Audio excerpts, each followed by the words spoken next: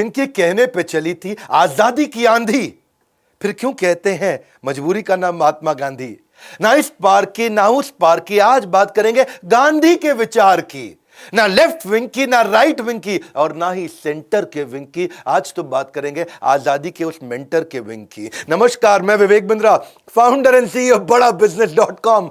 वापस आ चुका हूं, फॉर्म में चल रहा हूं। Vajpayee, Sardar Patel, Ratan Tata, Marwari, Abdul Kalam, Subhash Chandra Bose, Radha Krishna Damani, Steve Jobs, Mary Kom, McDonald, एक के बाद एक केस स्टडी दे रहा हूं। और वैसे भी आपने अगर इस चैनल का एक भी वीडियो देखे बगैर छोड़ दिया, समझ लेना अपने बौद्धिक विकास से नाता तोड़ दिया। पहले साउथ अफ्रीका की कहानी से शुरू करते हैं। मैं 10 कहानियां बताऊंगा मजबूरी का नाम महात्मा गांधी क्यों कहते हैं। किसी को नहीं पता ये बात, बहुत कम लोग जानते हैं मजबूरी का नाम महात्मा गांधी, लेकिन सब बोलते हैं मजबूरी का नाम महात्मा गांधी। मजबूरी क्यों है ये, मैं 10 कारण बताता हूं आपको एक एक चल के। वैसे तो मैं 100 बता सकता हूं, लेकिन थोड़ा वीडियो बहुत लंबा हो जाता है। एक गुजराती बिजनेसमैन हुआ करते थे, उनका नाम था दादा अब्दुल्ला।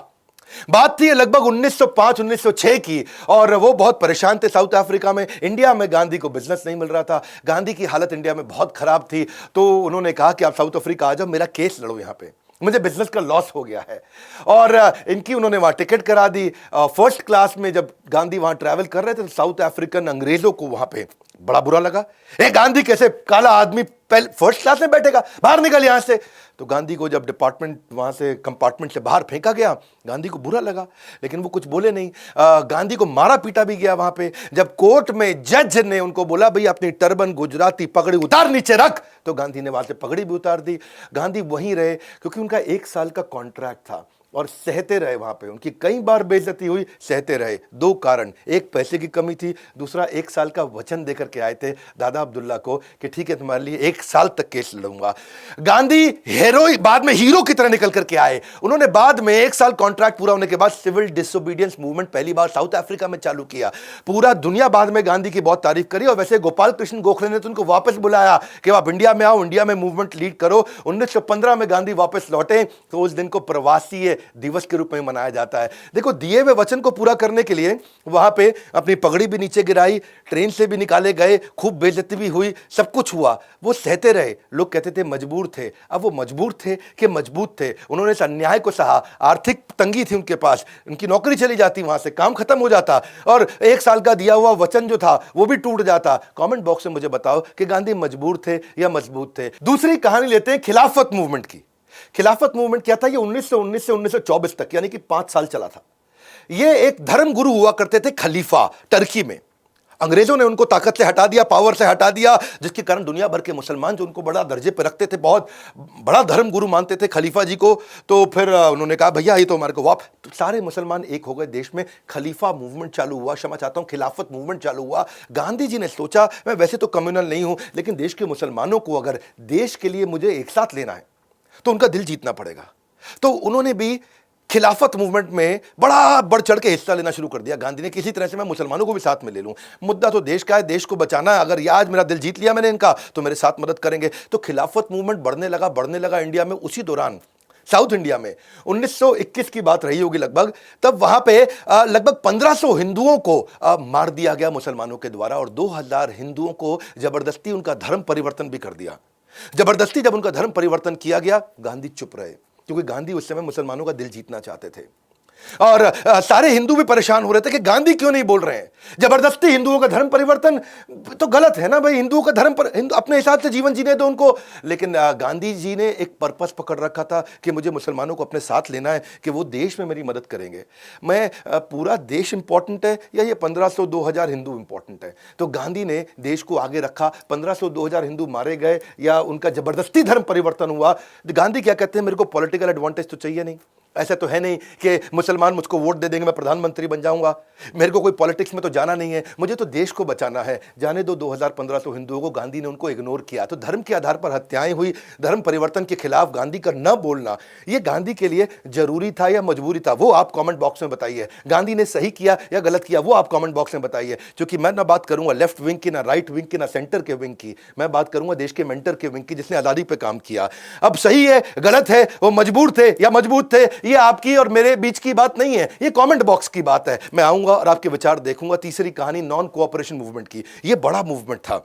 1920 के बाद इन्होंने एक असहयोग आंदोलन शुरू किया कि अब अंग्रेजों का सहयोग मत करो, वो जहां हमसे कमाने आए हैं, किस लिए आए थे अंग्रेज? पैसा कमाने आए थे, पावर लेने आए थे। उन्होंने कहा इनका पैसा खत्म कर दो, जहां जहां से कमाते हैं इनको कोई कोऑपरेशन नहीं देना है, सब कपड़े अपने, सब कुछ अपना, स्कूल अपना, कॉलेज अपना, वर्कर स्ट्राइक पर जाओ, अंग्रेजों के लिए काम मत करो, गवर्नमेंट बिल्कुल बर्बाद कर दो उनकी। तो ब्रिटिश गवर्नमेंट बहुत दुखी हो गई थी, उन्होंने अपना रेवेन्यू लूज करना शुरू कर दिया, उनको टैक्सेस नहीं मिल रहे थे। सारे स्टूडेंट्स के लिए लीडर्स ने इंडियन अपने ही कॉलेज और अपने विद्यापीठ बनाने शुरू कर दिए, गुजरात विद्यापीठ, बिहार विद्यापीठ, तिलक महाराष्ट्र विद्यापीठ, काशी विद्यापीठ, बंगाल नेशनल यूनिवर्सिटी, जामिया मिलिया इस्लामिया, जो मोतीलाल नेहरू, पंडित नेहरू, सीआर दास, सरदार पटेल, इन सब ने कोर्ट के लॉयर हुआ करते थे, बड़े लॉयर थे, इन्होंने कोर्ट में जाना छोड़ दिया। स्वदेशी प्रोडक्ट यूज करेंगे, अपने देश का यूज करेंगे, तभी चरखे से आई आजादी बोलते थे ना, चरखे से आई आजादी। वही तो चरखा चलाया गांधी ने कि भाई इनका कपड़ा नहीं लेंगे, अपना चरखा चलाओ। गवर्नमेंट के इनकम एक्सपेंडिचर खराब हो गए, पूरे गवर्नमेंट की इनकम कम हो गई, एक्सपेंडिचर बढ़ गए अंग्रेजों के, तो ब्रिटिशर बहुत डिस्टर्ब हो गए थे। फरवरी 1922 की बात थी, उस समय लोग बहुत डिस्टर्ब हो गए थे वहां पे, और चौरी चौरा में बाद में पुलिस वाले जो बहुत तंग कर रहे थे, थाने को आग लगा दी और उसमें 22 बेचारे पुलिस वाले मारे गए। वो सही तो नहीं था, किसी भी तरीके से मारना नहीं चाहिए था उनको, लेकिन फिर उसके कारण बहुत दिक्कत बढ़ी। 228 लोगों को कोर्ट में ले जाया गया और 172 को डेथ पेनल्टी दे दी गई, 40 को जेल में डाल दिया। गांधी दुखी हुए, गांधी बोले मैं अहिंसा से चाहता था भाई, नॉन कोऑपरेशन मूवमेंट, ये पुलिस वालों को क्यों मारा तुमने, क्यों मारा? इस तरह तो for an eye will end up making the whole world blind. बोला अगर किसी ने तुम्हारी आंख फोड़ी, तुम उसकी आंख फोड़ो तो पूरा दुनिया अंधी हो जाएगी। गांधी ने बोला मेरे को तरीका ठीक नहीं लगा, मैं नॉन कोऑपरेशन मूवमेंट वापस ले रहा हूं। और ब्रिटिश गवर्नमेंट, क्योंकि ब्रिटिश गवर्नमेंट लोगों को मारने के लिए रेडी थी, उस समय मार्शल लॉ लगा दिया गया था। मार्शल लॉ का मतलब है जो जहां मिले उसे गोली मार दो, खत्म कर दो। गांधी ने बोला ऐसे नहीं चलेगा, मेरा नॉन कोऑपरेशन मूवमेंट खत्म। इससे देश में बहुत लोग दुखी हुए। बोला गांधी जी ये क्या चक्कर है, जब तुम्हारा मन करे चालू, जब तुम्हारा मन करे बंद। क्योंकि ना एक मूवमेंट चालू हो गया था, देश इकट्ठा हो चुका था, और गांधी की इस बात को कईयों ने पसंद नहीं किया।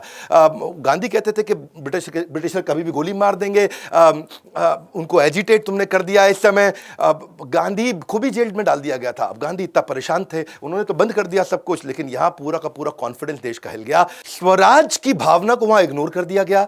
जमनालाल बजाज, उनको गांधी का पुत्र माना जाता था, वो स्पॉन्सर करते थे गांधी के सारे इनिशिएटिव। उन्होंने खादी उद्योग, स्कूल, कॉलेज, काफी पैसा खर्च किया था, वो सब भी बंद हो गया। तो वो बोले भाई मतलब लोग अब इंटॉलरेंट हो गए थे बहुत, बोले ये गलत किया आपने। और वहां पे जो भगत सिंह थे, ये लोग अपना पूरा टीम लेके गांधी का सपोर्ट करना चाहते थे, क्योंकि नॉन कोऑपरेशन से ये जुड़ चुके थे। तब ये गांधी के अगेंस्ट नहीं थे, तब ये गांधी के साथ हुआ करते थे। अब उन लोग का भी दिल दुख गया, और फिर तो उसके बाद पूरा देश एकदम, पूरा मूवमेंट नीचे बैठ गया। आपको क्या लगता है ये गांधी ने नॉन कोऑपरेशन मूवमेंट बंद किया, ये उनकी मजबूरी थी या जरूरी थी? बार बार उनको कमजोर दिखाया गया है, बताया गया है वो कमजोर हैं। गांधी का भी एक विचार था कि मैं बिना लड़े, बिना करे, मेरे को थप्पड़ मारो, इधर भी थप्पड़ मारो, लेकिन मैं ऐसे ही आजादी लूंगा। तो लोग कहते थे कि ये बड़े मजबूर व्यक्ति दिखते हैं, मजबूत नहीं दिखते, आपको डिसाइड करना है ये वो मजबूरी थी या मजबूती थी। क्योंकि उनको डर था कि काफी लोग मारे जाएंगे, और सब लोग ही मारे गए तो फिर आजादी की लड़ाई कैसे लड़ेंगे। चौथी कहानी मैं लूंगा दांडी मार्च की। पहले आप ये समझ लो दांडी मार्च था क्या? अंग्रेजों ने नमक के प्राइस को बहुत बढ़ा दिया था। प्राइस को क्या बोलेंगे, टैक्स को समझ लो आप। 2400% टैक्स बढ़ा दिया, उस समय नमक बहुत महंगा कर दिया। गांधी बोले नमक तो प्रकृति दे रही है, तुम क्यों 2400% टैक्स लगा रहे हो? अरे 24% टैक्स ठीक था, 2400% टैक्स अंग्रेजों ने लगा दिया, नमक इतना महंगा कर दिया। गांधी ने बोला नमक तो हम अपना बना सकते हैं। दांडी मार्च गांधी ने डिसाइड किया, लेकिन चौरी चौरा से सीख के उठे थे तो 79 वॉलंटियर उन्होंने बोला मेरे साथ चलेंगे, केवल 79। ये जो 79 थे सिलेक्ट किए थे, उन्होंने इंटरव्यू लिया था कि तुम मार खाने को तैयार हो? अंग्रेज मारेंगे रास्ते में, बहुत दर्द होगा तुम्हें, बहुत पिटोगे, पक्का नहीं है वापस जिंदा आएंगे कि नहीं आएंगे, मार डालेंगे हमें रास्ते में। तो 79 लोगों ने मान लिया कि हम मरने को भी तैयार हैं, और वो गांधी के साथ पिटने के लिए चले उस दांडी मार्च में। 12 मार्च 1930 को चालू हुई थी ये, और कई दिन तक चली है, 5 अप्रैल तक चली थी, क्योंकि उनको वो टैक्स हटाना था। और उस दांडी मार्च 358 किलोमीटर की, गांधी चलते चले गए और खुद भी पिटे, चुपचाप कतार में लगे, सबको पिटवाते रहे, सबने मार खाई। लेकिन हुआ क्या, आगे चल के 79 थे, लोग आते गए रास्ते में, जुड़ने लगे, और आप हैरान हो जाएंगे कि 20,000 लोग ज्वाइन कर गए, बोलो हमको भी मारो, हमको भी मारो, और दांडी मार्च में आगे आए। अब देखो इससे आंदोलन को मजबूती मिली, लेकिन खुद भी पिटे, औरों को भी पिटवाया, खुद भी मार खाई, दूसरों को भी मार खिलवाई। आपको क्या लगता है ये मजबूरी थी कि मजबूती थी? क्योंकि आपको पता है ना, मैं ना इस पार की ना उस पार की बात करूंगा, गांधी के विचार की। बड़ा बैलेंस्ड वीडियो है, कॉमेंट बॉक्स में आपको मुझे बताना होगा। पांचवी कहानी है इरविन पैट की। इसमें मैं पहले से जानता हूं आप लोग एक ही तरफ का विचार रखेंगे, इसमें शायद आप गांधी को नहीं पसंद करेंगे, क्योंकि ये वो इरविन पैट था जिसके कारण भगत सिंह, राजगुरु और सुखदेव को फांसी भी दी गई और गांधी ने उनको बचाया नहीं। पहले इरविन पैट समझ लो क्या है। वॉइसरॉय इरविन थे, उनको गांधी जी ने कन्विंस कर लिया कि भैया अगर हम लोग बिल्कुल हाथ जोड़ के लड़ रहे हैं आपसे, आपके ऊपर हाथ नहीं उठा रहे, आपको तंग नहीं कर रहे, कुछ नहीं कह रहे, इसी को बोलते हैं अहिंसा, तो जो बेचारा अहिंसा किससे आंदोलन में है उसको तो जेल में मत डालो। वॉइसरॉय इरविन मान गए इस बात को, बोले ठीक है अहिंसा वालों को नहीं डालूंगा, इनका क्या करूं, भगत सिंह, राजगुरु और सुखदेव का। हाँ, इन्होंने, ये तो सॉन्डर्स की हत्या कर चुके हैं। गांधी ने बोला जैसे आपको ठीक लगता है आप कर लो। गांधी ने उनको बचाया नहीं, उनको फांसी की सजा सुना दी गई और गांधी ने कोई इनिशिएटिव नहीं लिया उनको बचाने के लिए, क्योंकि गांधी ने कहा कि जब मेरी वॉइसरॉय से बात हो गई भैया कि जो बिना लड़े करेगा उसी को बचाएंगे। इस चक्कर में सुभाष चंद्र बोस वगैरह भी बहुत नाराज हुए, कई लोग नाराज हुए गांधी से, क्योंकि वो चाहते थे कि इन्होंने बहुत बड़ी शहादत दे रहे हैं, बचाओ इनको। पर गांधी ने कहा नहीं भाई, मेरे अग्रीमेंट में, टर्म्स में नहीं आता है, मैं केवल उन्हीं को बचाऊंगा जो नॉन वायलेंट यानी मेरे तरीके से चलेंगे। तो बेसिकली गांधी का तरीका क्या था, आइदर माय वे और हाईवे, या तू मेरे साथ चल या तू, बस समझ लो बात को। तो ये बात से काफी लोग नाराज भी हुए गांधी से। और यहां तक कि एक बात तो ये भी हिस्टोरियंस में से कुछ इतिहासकार बताते हैं कि गांधी को इरविन ने ये भी कह दिया था कि तुम अगर भगत सिंह की कमिटमेंट लेके मेरे को दे दो कि दोबारा हरकत नहीं करेंगे तो मैं इनको भी छोड़ दूंगा। गांधी ने बोला नहीं भैया, मैं रिस्पेक्ट करता हूं उनकी ब्रेवरी की, मैं रिस्पेक्ट करता हूं, मैं तो दूसरों को भी मना करूंगा बिल्कुल इस तरह से कोई हरकत ना करें। और आगे चल के पता नहीं वो बदले ना बदले, अब क्योंकि वो उसकी आदत बन चुकी है नॉन वायलेंस। मेरा बिल्कुल क्लियर है, मैं इनका साथ नहीं दूंगा इस समय, क्योंकि मेरा मानना है कि हाथ जोड़ करके लड़ाई लड़ेंगे हम लोग। और वैसे फिर उसके बाद कई इतिहासकार ये भी मानते थे कि गांधी कहते कि चलो छोड़ो मत, लेकिन फांसी माफ करा दो, 20 साल की सजा दे दो, चलो ऐसा करो भगत सिंह को 10 साल की सजा दे दो, 5 साल की सजा दे दो, उस पर नेगोशिएट कर लेते। लेकिन गांधी अश्योरेंस लेटर नहीं दिया लिख करके, ब्रिटेन चले गए पीछे से। अब आप बताइए कि गांधी के लिए यह मजबूरी था कि जरूरी था? ये मजबूरी का नाम महात्मा गांधी, इसमें कहना ठीक है या गलत है, क्योंकि उन्होंने भगत सिंह को बचाया नहीं बिल्कुल भी। भगत सिंह चले गए, हमारे देश से इतना वीर सिपाही, आप डिसाइड आपको करना है, कमेंट बॉक्स में आप बताएंगे। छठा था कि कांग्रेस में, अब कांग्रेस बिल्ड हो गई थी, कांग्रेस बड़ी हो रही थी, ये छठी कहानी समझो। काफी सारे इनके जो हमारे प्रोविंसेस हुआ करते थे, प्रोविंशियल इलेक्शन हुए, बिहार, उड़ीसा, बंगाल, बॉम्बे, महाराष्ट्र, सेंट्रल प्रोविंस, आसाम, तो इसमें कांग्रेस जीतती चली गई और जो मुस्लिम लीग थी वो बेचारी हारती चली गई। कांग्रेस बहुत मजबूत हो गई, लेकिन कांग्रेस में आ गया करप्शन, और करप्शन जब बढ़ने लगा और सब लोगों ने बोला कि आपकी कांग्रेस में करप्शन, आपकी कांग्रेस में करप्शन, गांधी ने क्या बोला, बड़ी विनम्रता के साथ इस कांग्रेस को जमीन के अंदर गाड़ दूंगा, खत्म कर दूंगा। और दोनों को समझाया, पटेल, नेहरू, सबको समझाया कांग्रेस को बंद कर दो क्योंकि इसमें करप्शन आ गया है। पटेल, नेहरू बोले नहीं गांधी जी, अगर इस समय हमने ऐसा किया और करप्शन के चक्कर में इसको बंद किया तो मुस्लिम लीग फिर आगे निकल जाएगी, बहुत समस्या हो जाएगी। पंडित नेहरू ने अपोज किया, पंडित नेहरू ने बोला कांग्रेस तो मैं बिल्कुल नहीं हिलने दूंगा, ऐसी ही चलेगी। गांधी ने बोला लेकिन करप्शन बहुत है, फिर क्या किया जाए? उन्होंने कहा इस समय अगर हमने कांग्रेस तोड़ दिया तो पूरा देश टूट जाएगा, मुस्लिम लीग आगे आ जाएगी, हमें परेशानी होगी, अभी हम अच्छे से चला रहे हैं, हमको चलाने दो। कितना मर्जी करप्शन हो रहा हो गांधी जी, अभी नहीं छोड़ेंगे, हम कांग्रेस मैं लीड कर रहा हूं, मैं लीड करूंगा। नेहरू उस समय अड़ गए बिल्कुल। तो फिर बाद में उन्होंने बोला ठीक है ऐसा करो, तुम्हें जो करना है तुम करो। गांधी उस समय भी छूट गए, गांधी ने उस समय करप्शन पे कोई इनिशिएटिव नहीं लिया और उस समय नेहरू उसको लीड करते चले गए। और फिर गांधी ने ये कहा एक काम करना, जब आज़ादी हो जाएगी तब कांग्रेस को तोड़ के दोबारा चालू करेंगे। नेहरू ने कहा ठीक, बात ठीक लग रही है मुझे, बाद में देखेंगे हम लोग। तो कांग्रेस में फैल रहे भ्रष्टाचार के बावजूद कांग्रेस को खत्म ना करना या कोई बड़ा मजबूत इनिशिएटिव ना ले पाना, इसमें भी कारण था। यहाँ पे वो कहते हैं भाई कांग्रेस टूट गई तो देश टूट जाएगा। ये मजबूरी थी या जरूरी थी? क्यों कहते हैं मजबूरी का नाम महात्मा गांधी? ऐसे इंसान जिसने चलाई थी आजादी की आंधी। सातवीं कहानी, जाने अनजाने में ब्रिटिशर्स का वर्ल्ड वॉर 2 में भी सपोर्ट कर दिया गांधी जी ने। हाँ, वर्ल्ड वॉर 1 में तो किया ही था, खिलाफ थे नेताजी सुभाष चंद्र बोस और बहुत से लोग, और सरदार पटेल भी नहीं चाहते थे कि हम ब्रिटिशर्स का साथ दें। वर्ल्ड वॉर 2 तुम्हारी लड़ाई है दुनिया से, अबे तुम हमको यहां मार रहे हो, पेल रहे हो, सूत रहे हो, और फिर भी हम तुम्हारा साथ दें। गांधी वैसे शुरू में तो मना कर रहे थे, लेकिन गांधी अपने मूवमेंट में लोगों को अट्रैक्ट नहीं कर पाए, तनख्वाह दे नहीं पा रहे थे, पैसे थे नहीं। वहां 25 लाख लोग भारत के अंग्रेजों ने अपने साथ जोड़ लिए। उन्होंने कहा भाई तुम हमारे, हम तुमको तनख्वाह दे देंगे, हमारे साथ आ जाओ। ये लोग उनके साथ जाने लगे। गांधी का मूवमेंट इतना कमजोर था, यहां भी मारो, यहां भी मारो, यहां भी मारो, यहां भी मारो, और इस चक्कर में यूथ उनके तरह अट्रैक्ट हुए नहीं। हालांकि गांधी ने बाद में एक नया मूवमेंट, इसको बोलते हैं क्विट इंडिया मूवमेंट, शुरू किया, लेकिन जाने अनजाने में फिर उन्होंने वर्ल्ड वॉर 2 में उनको सपोर्ट किया, अंग्रेजों को। उनको बोला, मजबूती से यहां नहीं खड़े हुए, उन्होंने उनको समझाया कि अगर हम आपका साथ देंगे, आप हमारा भारत छोड़ देना, आप प्लीज हमारे को आजादी दे देना। अंग्रेजों ने भी बोला ठीक है, अगर तुम मेरा साथ दोगे तो आगे चल के हम तुम्हें आजादी दे देंगे। गांधी फिर अग्री कर गए कि ठीक है, ये हम साथ देंगे इनका विनम्रता से, क्योंकि ये हमको आजादी देने वाले हैं, इन्होंने हमको वचन दिया है। अब गांधी प्रेम से चलते थे, गांधी मार पिटाई में बिलीव नहीं करते थे, अपने शत्रु का भी साथ देने में बिलीव करते थे। शूद्रम हृदय दौर्बल्यम त्यक्त्वा उत्तिष्ठ परंतपा, ऐसा अर्जुन को कृष्ण ने बोला था। हृदय दौर्बल्यम, दुर्बल हृदय मत बनाओ अर्जुन, त्यक्त्वा उत्तिष्ठ परंतपा, उत्तिष्ठ मतलब खड़े हो जाओ, त्यक्त्वा मतलब त्याग के हृदय की दुर्बलता को। लेकिन साथ में फिर कृष्ण ने यह भी कहा कि तुम्हारा हृदय कोमल है। गांधी भी कुछ ऐसे ही थे अर्जुन की तरह, उनका हृदय बहुत कोमल था और कोमल हृदय के चक्कर में शत्रु का भी साथ देने को तैयार हो जाते थे। सेकेंड वर्ल्ड वॉर में अंग्रेजों की मदद करना यह गांधी जी की मजबूरी थी या उनके लिए जरूरी था? ये मजबूरी या जरूरी, ये निर्णय आप लेंगे। लेकिन आठवीं कहानी ये मैंने पीछे एक बार बताई थी, उन्होंने पंडित नेहरू को प्रधानमंत्री बनाने के लिए चुना, जबकि सबने वोट सरदार पटेल को दिया। सबको पता है, सारे इतिहासकार जानते हैं, ये बात कई बार की जा चुकी है। सेकेंड वर्ल्ड वॉर के बाद ब्रिटिश सरकार कमजोर हो चुकी थी, बहुत कमजोर हो चुकी थी। उन्होंने बोला ठीक है, अब इतना कमजोर हो गए, हम छोड़ के जा रहे हैं। उधर सुभाष चंद्र बोस काफी अटैक करा चुके थे इंडिया में। तो जब ब्रिटिश सरकार ने कहा ठीक है हम जाते हैं छोड़ करके, एक अंतरिम सरकार बना लो, अंतरिम सरकार में सबने वोट दे दिया। किसको? वहां से पंडित नेहरू भी थे, पटेल भी थे, आचार्य कृपलानी, राजेंद्र प्रसाद, खान अब्दुल गफार खान, सब थे। लेकिन वोट किसके फेवर में गया? वोट गया सरदार पटेल के फेवर में। प्रांतीय 15 प्रांतीय कमेटी थी, सबने मिलकर के वोट दिया, फिर भी मना कर दिया गांधी ने सरदार पटेल को, तुम पीछे हो जाओ, नेहरू को प्रधानमंत्री बना देते हैं आगे चल के, क्योंकि प्रधानमंत्री वही बनता है जो कांग्रेस का अध्यक्ष बनना था, उसी ने प्रधानमंत्री बनना था, ये तय हो चुका था। उन्होंने नेहरू को बना दिया। लोगों ने पूछा गांधी आपने नेहरू को क्यों बनाया? बोले नेहरू नाराज ना हो जाए, अगर नेहरू नाराज होगा तो कांग्रेस तोड़ देगा, कांग्रेस टूट गई तो अंग्रेज फिर से हमें कंट्रोल ना कर ले, कोई दिक्कत ना आ जाए। और नेहरू वैसे भी नंबर 1 की पोजीशन पर रहना चाहता है, नेहरू अंग्रेजी जानता है, नेहरू विदेश में बात कर सकता है, नेहरू ये नेहरू वो नेहरू ये।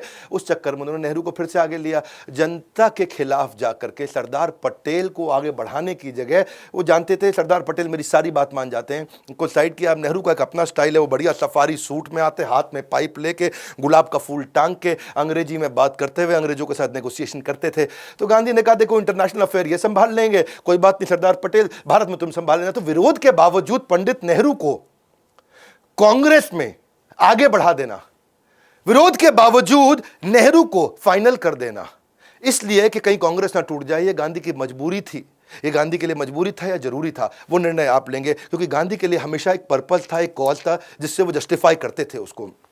गांधी वैसे बहुत मजबूत आदमी थे, जो इतनी मार खाता क्यों खाता है? अच्छा आप समझो, पीछे 20 करोड़ लोग आपके फेवर में, उसके बावजूद भी गांधी मार खाने को तैयार है, इसका मतलब टॉलरेंस थी उनमें, उन्हें बहुत अच्छे गुण थे। पर इन बातों के कारण कई बार गांधी का ब्रांड देश में इवॉल्व नहीं हुआ। गांधी आज भी हमारे देश के युवाओं के बीच में एक बड़ी इंस्पिरेशन नहीं है। 9वीं कहानी, सुभाष चंद्र बोस को उन्होंने बाहर करा दिया। सुभाष चंद्र बोस जीत चुके थे, सुभाष चंद्र बोस इलेक्शन लड़े कांग्रेस में सीतारमैया के अगेंस्ट, सीतारमैया गांधी बोले मेरा कैंडिडेट है। सुभाष चंद्र बोस उनके कैंडिडेट को कैसे हराए? 1375 वोट सीतारमैया को मिले और 1580 वोट सुभाष चंद्र बोस को मिले। तो जब इतने वोट मिले, सुभाष चंद्र बोस जीत गए, गांधी बोले ये तो मेरी हार है, सीतारमैया की हार मेरी हार है, क्योंकि मैं सीतारमैया के फेवर में हूं। सुभाष चंद्र बोस को गांधी पसंद नहीं करते थे। सुभाष चंद्र बोस का क्या, वो बड़े फेवरेट हो चुके थे और वो थोड़ा तुम मुझे खून दो मैं तुम्हें आजादी दूंगा टाइप्स थे। और गांधी जी कहते थे इधर भी मार लो इधर भी मार लो, लेकिन आराम से लड़ेंगे हम लोग, इस तरह नहीं लड़ेंगे। उन्होंने जीतने के बावजूद पूरी जान लगा के सुभाष चंद्र बोस को हराने के लिए उन्होंने जान लगाई थी। जान लगाने के बावजूद जब सुभाष चंद्र बोस जीत गए, तब बोला रुको, खत्म, रिजाइन कर दो, यहां से निकल जाओ। सुभाष चंद्र बोस उनके आइडियल शिष्य थे। उन्होंने बोला मैं जानता हूं हमारे रास्ते अलग हो सकते हैं पर मकसद एक है। सुभाष चंद्र बोस बाद में विदेश चले गए, मैंने उन पर पूरी केस स्टडी बनाई। उन्होंने सुभाष चंद्र बोस को जबरदस्ती रिजाइन कराया था। इसमें मैं गांधी को विलेन नहीं दिखा रहा हूं, मैं उनकी विचारधारा बता रहा हूं। उनकी विचारधारा यह है कि देश में जो देश की टॉप लीडरशिप है उसके हिसाब से सब चलना चाहिए। ऐसा नहीं सुभाष चंद्र बोस अपनी ढपली बजाएं और नेहरू पटेल अपनी ढपली बजाएं और मैं अपनी बात बोलूं। तो वो चाहते थे कि भाई, इसलिए उन्होंने सुभाष चंद्र बोस को बाहर किया। ऐसा करना उनकी विचारधारा, ये मजबूरी था या जरूरी था, सही था गलत था, ये आपको देखना है। इतने में 10वीं कहानी ले लेते हैं, पार्टीशन का टाइम। पार्टीशन में क्या हुआ? पार्टीशन के टाइम में आपको पता है जिन्ना आगे आ गए थे, मेरे को अलग पाकिस्तान चाहिए, अलग पाकिस्तान चाहिए, अलग पाकिस्तान चाहिए। तो सारे इतिहासकार बताते हैं कि गांधी ने शुरू में अलग पार्टीशन का, अलग पाकिस्तान का विरोध किया, सबको खूब समझाया भाई अलग नहीं करो, अलग नहीं करो। वहां वाइसराय को समझाने चले गए, अच्छा माउंट बेटन को समझाने चले गए, भाई माउंट बेटन तू ऐसा कर, तू इंडिपेंडेंट कर दे, बंटवारे का हम आपस में बाद में देख लेंगे। माउंट बेटन ने बोला नहीं नहीं साथ साथ ही करते हैं भाई, साथ साथ करना पड़ेगा। अच्छा वो नहीं सुन रहे थे इनकी। फिर ये उसके पास गए जिन्ना के पास, भाई जिन्ना तू मेरी बात सुन, पहले अलग करा लेते हैं बाद में तुझे दे दूंगा। जिन्ना बोला ना ना ना ना, जिन्ना अभी यहाँ ग्रेट कैलकाटा किलिंग करा चुके थे, 5,000 लोग मारे जा चुके थे, कईयों को हत्याएं करा चुके थे, बहुत लोग बेघर हो चुके थे। तो जिन्ना इस समय बिल्कुल क्लियर थे भाई अंग्रेज हैं तो पाकिस्तान मिल जाएगा। एक बार इसको इंडिपेंडेंट करा दिया, बाद में ये पाकिस्तान देंगे नहीं देंगे कौन सुनेगा मेरी, कोई नहीं सुनेगा। वो माउंट बैटन को पकड़ के बैठ गए, देख भैया ऐसा मैं तो बैठ गया नहीं चौकड़ी मार के, मेरे को तो पाकिस्तान अलग चाहिए, अब भी चाहिए। बच्चे आइसक्रीम के लिए लड़ते हैं, वो पाकिस्तान के लिए लड़ रहा था। अब उस चक्कर में गांधी की बात ना सुने जिन्ना। फिर गांधी ने बोला मेरे दो बड़े प्यारे शिष्य हैं कर्नल अर्जुन, नेहरू, पटेल, इनको समझा देता हूं, ऐसा करो, अलग नहीं करो, तुम इसी को दे दो पाकिस्तान। पाकिस्तान नहीं मतलब पूरा हिंदुस्तान, पूरा पाकिस्तान सब इसी को दे दो, बोलो तू ही प्रधानमंत्री बन जा। नेहरू को एकदम दिमाग हिल गया, ओए ऐसे थोड़ी होता है, इसको बना दो है जी। तो सरदार पटेल भी फेवर में नहीं थे कि ना ना ना जिन्ना को नहीं बनाओ। इन्होंने बोला बना दे जिन्ना को प्रधानमंत्री, बनने दे, कोई फर्क नहीं पड़ता, कम से कम भारत तो एक रहेगा, भारत एक रहेगा, टूटेगा नहीं। तो वहां नेहरू ने बोल दिया देखो ऐसा हमारी रियासतें अलग अलग हैं बहुत सारी, ये इतनी 500-550 रियासतें हैं और सब के सब नाराज हो जाएंगे क्योंकि हिंदू बाहुल्य राज है ये, बिल्कुल यहां गड़बड़ हो जाएगी। तो पूरा का पूरा सब ने जिसके पास जाए गांधी की कोई बात ना माने। गांधी की लीडरशिप वहां थोड़ी कमजोर दिखाई पड़ी। गांधी अपना हर बात पे अनशन पे बैठ जाते, अरे मेरी कोई सुन नहीं रहा, मेरी कोई सुन नहीं रहा। वही हुआ। उसके बाद फिर पाकिस्तान को अलग होना पड़ा, पार्टीशन को ना रुकवाना पड़ा। ये गांधी के लिए क्या था, मजबूरी था कि जरूरी था। गांधी जो पूरा आज तक लड़ते आ रहे थे यहां आके क्यों चुप बैठ गए। कई इतिहासकारों का मानना है कि वो चाहते थे कि नेहरू को सत्ता मिल जाए, इसीलिए उन्होंने अलग करवाया और इसके लिए कोई लड़ाई नहीं लड़ी, इसके लिए उन्होंने कोई शोर नहीं मचाया, क्योंकि वो जानते थे कि अगर जिन्ना को पाकिस्तान दिया तो यहां नेहरू आ पाएगा। और कई लोग मानते हैं नहीं नहीं उन्होंने प्रयास किया। अलग अलग इतिहासकारों की अलग अलग बातचीत है। और आप लोगों के लिए क्या, हमारा चैनल एक जिम्मेदार चैनल है। हम एक तरफ की बात नहीं करना चाहते। गांधी की कई विशेषताएं थी। आइंस्टाइन उनको अपना गुरु मानते थे, आइंस्टाइन उनको greatest man of 20th century मानते थे। टैगोर ने उनको महात्मा की उपाधि दी, सुभाष चंद्र बोस ने उनको फादर ऑफ नेशन बोला, मार्टिन लूथर किंग उनको अपना गुरु मानते थे। इनके सम्मान में सरदार पटेल ने पीएम का पद त्याग दिया। 150 से अधिक देशों में 800 से ज्यादा डाक की पोस्टल टिकट्स इनके नाम पे है। 70 देशों में गांधी जी की मूर्ति बना रखी है, 90,000 किताबें इनके ऊपर लिखी गई है। आज 45 से ज्यादा फिल्में इनके ऊपर बन चुकी है, 500 डॉक्यूमेंट्रीज है। नारायण मूर्ति से पूछा कि इन्फोसिस का इंस्पिरेशन कौन है तो बोले गांधी है। वर्गीज कुरियन ने कोऑपरेटिव मूवमेंट अमूल गांधी को देख करके शुरू किया। राजकुमार हिरानी ने संजय दत्त के साथ मूवी लगे रहो मुन्ना भाई गांधी पे बनाई थी। रिचर्ड वो बड़े 7 ऑस्कर जीत चुके हैं और बोले ये सब गांधी के कारण जीता। तो मजबूत व्यक्ति कौन होता है? मजबूत वो है जिसमें पेशेंस है, टॉलरेंस है, मॉडेस्टी है। और यही बात आप देखिए भगवान बुद्ध का भी जब अंगुली माल के साथ आमना सामना हुआ था, अंगुली माल सबको मार के अंगुली काट के माला पहन लेता था और वो भगवान बुद्ध को मारना चाहता था, बोला रुक जा रुक जा रुक जा। भगवान बुद्ध बोले मैं तो बहुत साल पहले रुक चुका हूं, अब तेरे रुकने का टाइम है। और उन्होंने अंगुली माल का हृदय परिवर्तित कर दिया। और वो अंगुली माल से ही मैं यहां गांधी को भी रिलेट करना चाहता हूं उस कहानी में कि वो भी हृदय परिवर्तित करने के लिए सब कुछ सहने को तैयार थे। हिंसक डाकू को भी जैसे बदला गया ऐसे ही वो हिंसक अंग्रेजों को बदलना चाहते थे। गांधी के जीवन में कई उतार चढ़ाव आए होंगे लेकिन उन्होंने सत्य और अहिंसा से समझौता नहीं किया। एक जिम्मेदार चैनल होने के नाते मैंने दोनों तरफ की बात रखी, यही गुण उनकी सबसे बड़ी मजबूती थी। सत्य और अहिंसा के थे वो पुजारी, कभी नहीं जिन्होंने अपनी हिम्मत हारी, सांस दी हमें आजादी की, जन जन है उनका आभारी। ये थे महात्मा गांधी। आपको निर्णय लेना है कि मजबूरी का नाम महात्मा गांधी या मजबूती का नाम महात्मा गांधी। मेरा काम है जिम्मेदार चैनल होने के नाते दोनों तरफ के पक्ष को रख करके आपको एक न्यूट्रल कंटेंट दे सकूं, world class content, solid content. मैं कभी भी इधर उधर की बात नहीं करता। अगर आपने मेरा बजट के ऊपर वीडियो नहीं देखा है वो जाके देखिएगा। हमेशा न्यूट्रल बात, ना पक्ष की ना विपक्ष की बात करेंगे, एकदम निष्पक्ष की। हाँ, आप आइए कमेंट बॉक्स में मेरे साथ जुड़िए। आज मैं लोगों को कमेंट पढ़ना चाहता हूं, आपका क्या विचार है। नहीं है तो सब्सक्राइब नहीं किया, गेम कैसे चेंज होगा। हाँ, अगर बिजनेस बिल्ड करना चाहते हैं तो मैंने आपके लिए सपोर्ट बोर्डलाइन नंबर बनाया जहां बिजनेस बिल्ड कर सकते हैं। बड़ाबिजनेस.com में हम आपका बिजनेस बिल्ड करने में मदद करते हैं। अब तक हजारों की कर चुके हैं, अब तक लाखों पार्टिसिपेंट अपने बिजनेस को ग्रो कर चुके हैं हमारे साथ में। हमारे साथ जुड़े रहने के लिए, कमेंट बॉक्स में यह भी बताने के लिए अगला वीडियो कौन सा बनाए। आप सबका हृदय की गहराइयों से प्रेम पूर्वक बहुत बहुत धन्यवाद।